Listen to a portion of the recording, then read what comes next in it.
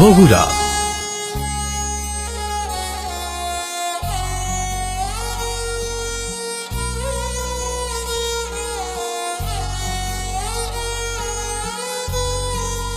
দইয়ের জন্য সারা দেশে বিখ্যাত বগুড়া জেলা শহর।